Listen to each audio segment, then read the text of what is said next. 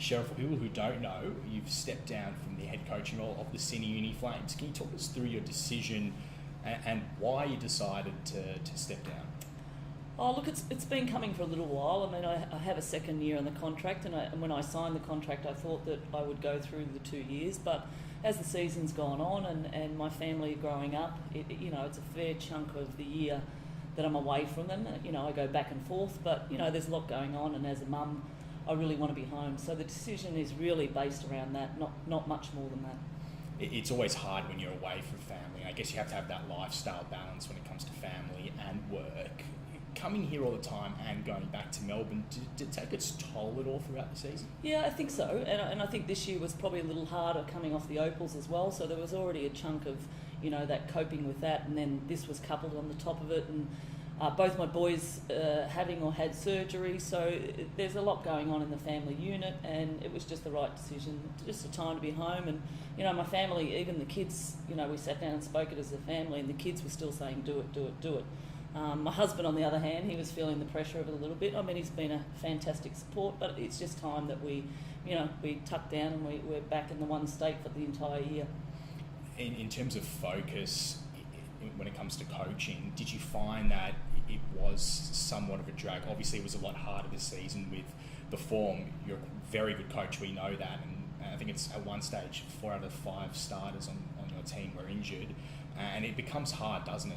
It definitely has a strain.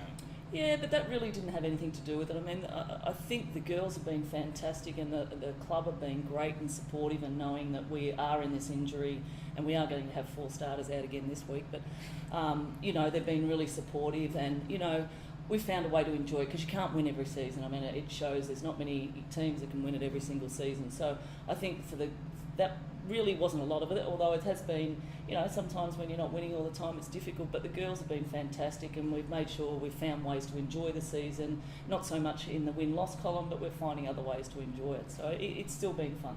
It's very clear that the girls want to play for you as well, and that's fairly evident, and you can tell that each game, before the game, they're in high spirits, they're smiling, they're laughing, and they really enjoy playing in each other's company, and I guess that makes your job a lot easier as well. Yeah, I think so. Well, in life, you've got to enjoy things. I mean, not everything's going to go your way. You've got to be resilient. You've got to do all those sorts of things. So we've had some fun with it. We've had some jokes. Every now and again it gets hard, but we just pick each other up and keep going. So it, would have been great, that we could have scratched a few more wins. But at the end of the day, hopefully people will look back at us and say, well, there's a team that played with some real character and stuck together. And I think that's part of your motivational techniques, and we discussed before we went on air just how hard it is to get your team up and rising to the occasion, because it's one thing to say, okay, we've got to go out there and win, but how have you managed that? What were your tactics to try and get the girls up for each game? Oh, look, there's been a lot. Early days it was probably more X's and O's and trying different things and all that sort of stuff, and then I guess as the season's gone on, it's been a bit more of the motivational stuff and appealing to their values and our friendship and all that sort of stuff. So there's been a whole lot of stuff. I mean, some trainings we've tried to play games and backboard basketball and have a bit of fun, and I bring some jokes that they usually don't laugh at the start. So we've been trying to find there's a whole lot of different ways, and I think we've done a pretty good job of holding it all together. When you signed that contract to come to Sydney, did you know what to expect at all? You obviously put together a team and you won a championship with the girls. In the last few years, have you seen any changes, any differences towards your coaching methods? Or? Oh, look, I definitely learnt as, if you're a coach and you stop learning and stop those things, I've learned a lot, and the players have taught me a lot. So yes, I have learned a lot basketball-wise, and I guess this year's given me experience to work on some other things of keeping a team together and all that sort of stuff. So I've learned a heap over the 3 years, and I'm so appreciative that, Sydney have given me the opportunity to be here for 3 years. And I'm just really appreciative.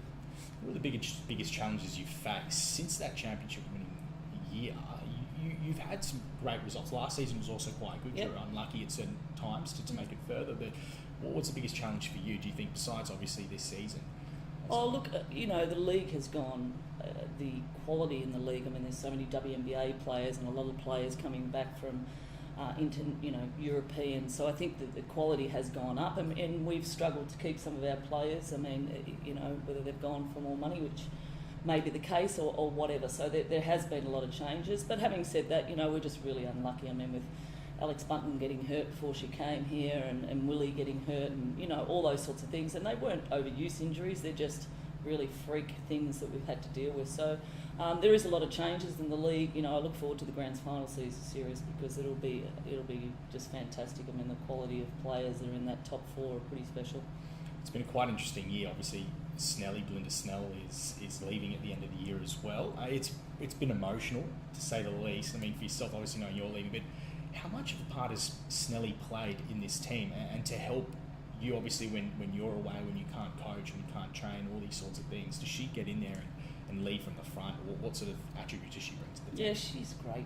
And, she started coaching the Siebel, so I think, this year she's even been more so aware of what's going on. But as you say, I mean, she was a huge part of us winning that championship 3 years ago, and, she'll be sorely missed. I mean, she's a selfless person, so it's really good that she helps the young girls come in, and, she'll be missed, and it'll be, won't be quite the same in Sydney without her. That's right. And for yourself, obviously with that Opals campaign, being the assistant coach, I mean, that just shows just how far you've come as a person. And do you think you can use some of the techniques you've learned from Sandy to bring towards your next coaching campaign, if that's something that interests you going forward? Yeah, absolutely. I mean, you've got to keep learning, and Sandy has a really good demeanour in the way she goes about things. So, I've already learnt things from her and probably implementing them already from her, and, hopefully I'll continue to do that as we rock down the road to Rio. I was going to say Rio. Can you just get rid of that? Tokyo. Sorry. And in regards to that team, obviously for yourself, is coaching still something you want to pursue after this season? Yeah, look, I'm passionate about it. I enjoy it. I love it. I'm lucky to be able to do something that I love for a job, and, if the opportunity came up again, I certainly would look at it. But for now, it's just about going home to the family. And you're just going to spend some time in Melbourne with the family? Yes. Just relax? Yep, just being a mum and relaxing. I'm sure my husband will want to get me back out to work at some stage soon. But, just going to take a deep breath and just stop and spend some time with the family and friends. And just lastly, for the fans and all the members, what can you say to them in regards to next season and going forward? Can we expect to see some big things for some of the younger talent coming through? Oh, look, absolutely. I mean, Sydney won't stay down the bottom.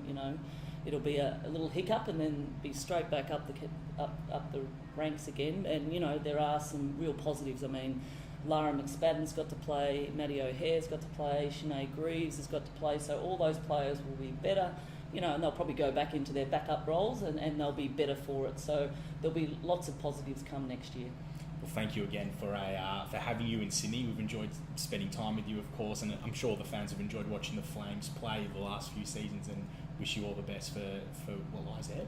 Yeah, thank you. And I'd like to thank everyone, fans, sponsors, the club, everyone for the opportunity. And, the Flames will be back next year for sure.